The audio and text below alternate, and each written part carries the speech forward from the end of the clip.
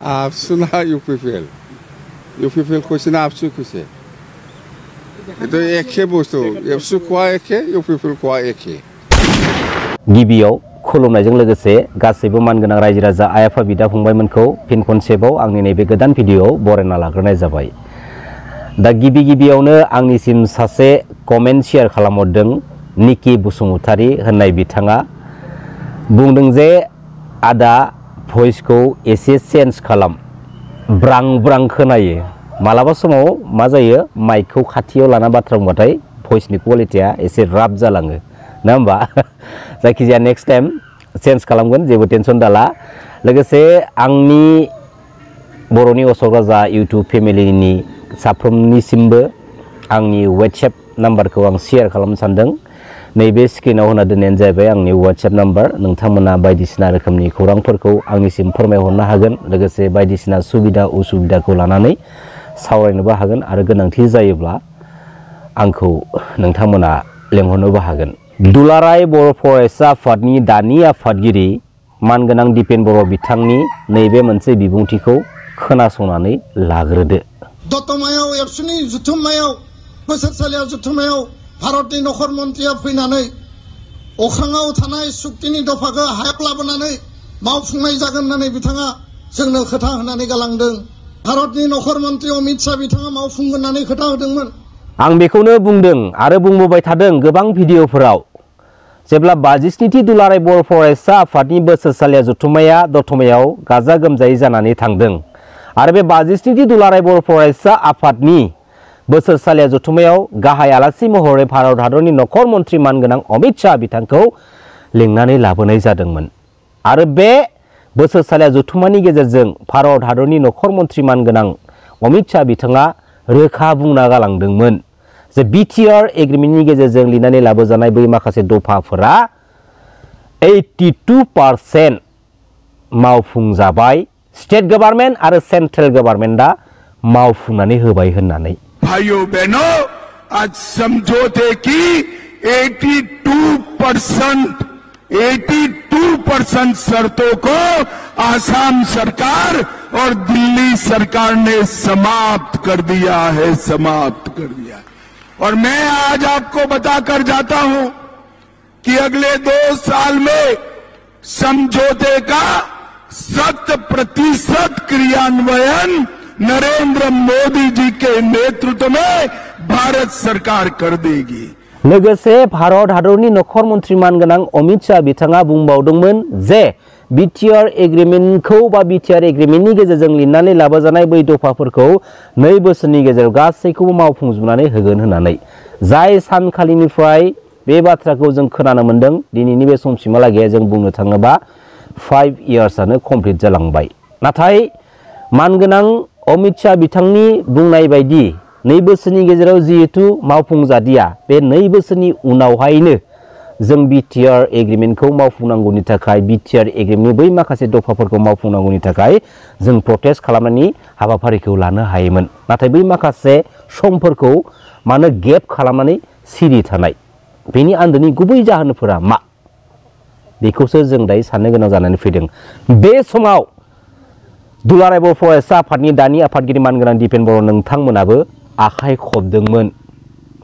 नाथाय दिनै जों फैयै फैयै मा नुनो मोनखो अब्ला बै माखासे बुंनाय बाथ्राफोरा नंखाय फोलानानै पलिटिकेल क्रेडिट लानो नाजानायनि अनगा जेबो नङा। जों दिनैनि समाव बेखौसो बुंनो नाजागोन आरो बे बाथ्राया नंगौबो। आरो बेराफारसेथिं दिल्लीयाव जेब्ला बड'लेण्ड महोत्सबखौ गाजा गोमजायै खुंबाय बेवहायबो भारत हादरनि गाहाय मन्त्रि मानगोनां नरेंद्र मोदी बिथाङा थोंजोङै बुंना होदों जे बिटिआर एग्रिमेन्टनि गेजेरजों लिरनानै लाबोजानाय बै दफाफोरा 96% मावफुंजाबाय होननानै। अब्ला बै समाव बारग' बिटिसिनि CEM मानगोनां प्रमद बर' बिथांमोन दुलाराय बर' फरायसा आफादनि दानि आफादगिरि मानगोनां दिपेन बर' आदा नोंथांमोनानो आखाइ खबदोंमोन। अब्ला बैफोर माखासे बुंलांनाय बै नुथायफोरा बै बाथ्राफोरा पलिटिकेल क्रेडिट लानो नाजानायनि अनगा जेबो नङा होननानै जों दिनै बुंगोन। सैथोआ बेनो बेनि अनगा जेबो नङा। दिनैयो बिटिआर खौ इमप्लिमेन्टेसन खालामनांगौ खालाम आरो बिटिआर एग्रिमेन्टनि गेजेरजों लाबोजानाय बै माखासे दफाफोरखौ इमप्लिमेन्टेसन खालामनांगौ खालाम जेबो बादा गैया नाथाय सासे बर' फिसा हिसाबै जोंहा सोंथि खालामनो हानायनि मोन्थाय दं मिथिनानै लानो हानायनि मोन्थाय दङ दा दिनै बेखौनो आं बुंबावदों जे बिटिआर एग्रिमेन्टखौ इमप्लिमेन्टेसन खालामोब्ला बिटिआर एग्रिमेन्टनि बै माखासे लिरनानै लाबोजानाय दफाफोरखौ जुदि इमप्लिमेन्टेसन खालामोब्ला बिटिआर एग्रिमेन्टनि 9.4 क्ल'जआव लिरनानै लाबोजानाय जे हाइनियास आरो नन हाइनियासनि बाथ्रा जेराव 9.4 क्ल'जनि गेजेरजों मानगोनां एनडिबि ब्रादार्सफोरनि मुङाव नांनानै थानाय दायफोरखौ मोननै बाहागोआव बाहागो खालामनानै लिरना लाबोनायखौ जों नुनो मोनदों हाइनियास आरो नन हाइनियास जायफोर मानगोनां एनडिबि ब्रादार्सफोरनि मुङाव नन हाइनियास केसा रेजिस्ट्रेसन जानानै दङ बैसोरखौ कर्टआव हाइकर्टआव नायबिजिरनायनि गेजेरजोंसो उदां अख्राङाव हगारनाय जागोन नाथाय जायफोरना हाइनियास केसजों रेजिस्ट्रेसन जानानै दङ बिसोरखौ मालाबाबो रेहाय होनाय जानाय नङा होननानै रोखा लिरनानै दोननायखौ जों नुनो मोनदों अब्ला थारैनो गमामायैनो फैबाय थानाय समाव बिटिआर एग्रिमेन्टआ जुदि इमप्लिमेन्टेसन जाजोबोब्ला बे 9.4 क्ल'जआव लिरनाय बायदि मानगोनां एनडिबि ब्रादार्सफोरनि मुङाव नांनानै थानाय जुदि दाया बै हाइनियासजों रेजिस्टार जानानै थानाय दाया जुदि बेबायदि स्थितियाव थायोब्ला अब्ला बेखौसो जों बुंबाय थादों जे बिटिआर एग्रिमेन्टखौ खालामनायनि मिनिङा बहा थागोन बिटिआर पिस एकर्डै बुंबाय दङ बे बिटिआर गोजोन गोरोबथानि मिनिङा बहा थागोन बेखायनो मोनसेल' बाथ्राया जाहैबाय मा बिटिआर एग्रिमेन्टखौ इमप्लिमेन्टेसन खालामनायजों लोगोसे बे 9.4 क्ल'जआव लिरनानै थानाय बाथ्राफोरा जुदि उइथड्रल जाजोबबोयोब्ला जुदि क्लियार जाजोबबोयोब्ला बेवहाय जोंहा बुंनो गोनां जेबो बाथ्रा गैया जेराव जों बेखौ थोंजोङै मिथिगौ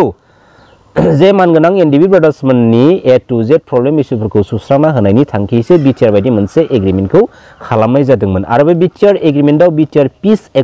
पिस एग्रिमेन्ट लिरनानै दोननायखौ जों नुनो मोना नाथाय जों बुङो मानि थाखाय बिटिआरआ मोनसे गोजोन गोरोबथा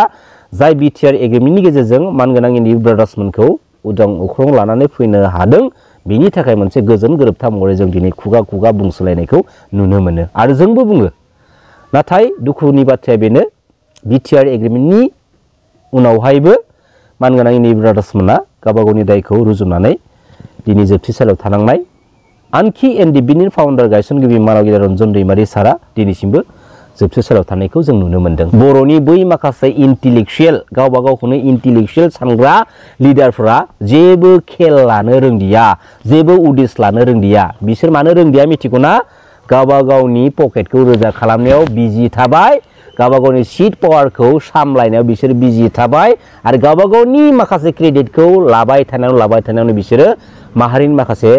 थामोनथानि जा सिस्टेम बेफोरखौ बिसोरो जेबो उदिस लानो रोंदिया आरो बेनि फिथाइखौ दिनै बुहुमनि साफ्रोम बर' फिसाफ्रा रुजुनो गोनां जानानै फैबाय बै साथाम साब्रैसो सेल्फिश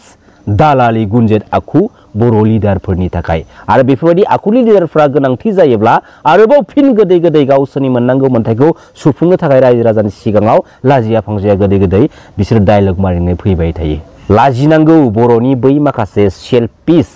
एन्टि बड' एन्टि ट्राइबेल हारिनि आफाखि सिङाव थानानै ललिपप जाग्रा इएसमेन बै बर' लिडारफोरा नंगौना नङा मानगिरि रायजो राजा आइ आफा बिदा फंबायमोन गोजोन्थों खुलुमबाय जै बर' हारिनि जै बर' बिमानि